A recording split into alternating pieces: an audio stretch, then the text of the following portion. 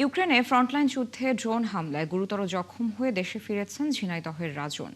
চাকরির প্রলোভনে রাশিয়ায় গিয়ে তিনি সেনাবাহিনীর কাছে বিক্রি হয়েছিলেন। আহত হওয়ার পর তার অসহায়ত্বের দায় নেয়নি রুশ সরকার। কোমরের নিচ থেকে অচল রাজন এখন দালাল ও রিক্রুটিং এজেন্সির বিচার চান। একই সঙ্গে চান চিকিৎসা ও ক্ষতিপূরণ। রাজীব হাসানের তথ্য ছবিতে দেখুন প্রতিবেদন। অভাবের সংসারে সচ্ছলতা ফেরাতে ধার দেনা ও এনজিও থেকে ১০ লাখ টাকা ঋণ করে নির্মাণ শ্রমিকের কাজে রাশিয়ায় যান ঝিনাইদহের রাজন হোসেন সহ ৩০ জন বাংলাদেশি। তিনি জানান, মস্কো বিমানবন্দরে পৌঁছানোর পর তাদের নেওয়া হয় ওয়ারেনবার্গের একটি হোটেলে। ৪ দিন পর ব্যাংক কার্ড ও সিম কার্ড দেওয়ার কথা বলে বিভিন্ন কাগজে সই নেয় দালালরা।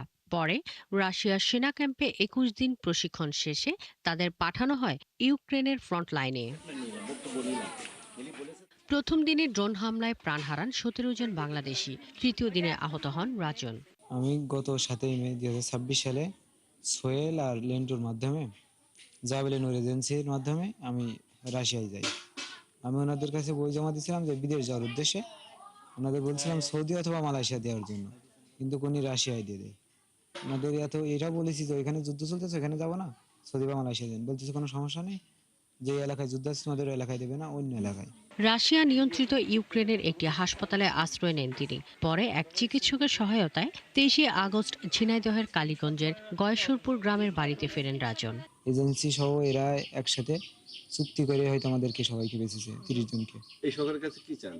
এই সরকারকে আমাদের যে ৩০ জনকে পাঠাইছি, ৩০ জনের ফ্যামিলি আর্থিকভাবে অনেকে, তারপরে যে ওইখানে ১৭ জন অলরেডি মারা গেছে, আর বাকি যারা আছে আমি চাই যে তাদেরকে ফিরে নিয়ে আসার ব্যবস্থা করুক।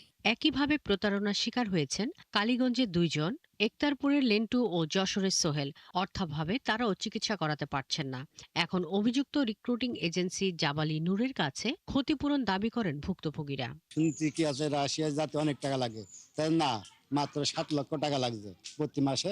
১.৫ লাখ টাকা করে আছে মাসে পাবে সে। কাজের জন্য ছেলে দিছি, তারা নিয়ে যে যুদ্ধায় দিয়ে আমার ছেলেটাই যে এইভাবে ক্ষতি করে দিয়েছে। আমার ভাইয়ের সাথে যে প্রতারণাটা হয়েছে, রাশিয়ায় নিয়ে যে যুদ্ধের ময়দানে বিক্রি করেছে, আমি এর বিচার চাই। এরা জানে সবকিছু জানার পরেও এরা এই যে পরে এটা যখন একটা ঘটনা ঘটে যায়, এরা কোনো দায়বদ্ধতা নেই না। যে এই সমস্ত দালাল চক্রের কঠিন শাস্তি হওয়া উচিত। এ বিষয়ে কালীগঞ্জ থানার ভারপ্রাপ্ত কর্মকর্তা জানান, ক্ষতিগ্রস্ত পরিবারগুলো অভিযোগ দিলে তদন্ত করে জড়িতদের বিরুদ্ধে ব্যবস্থা নেওয়া হবে।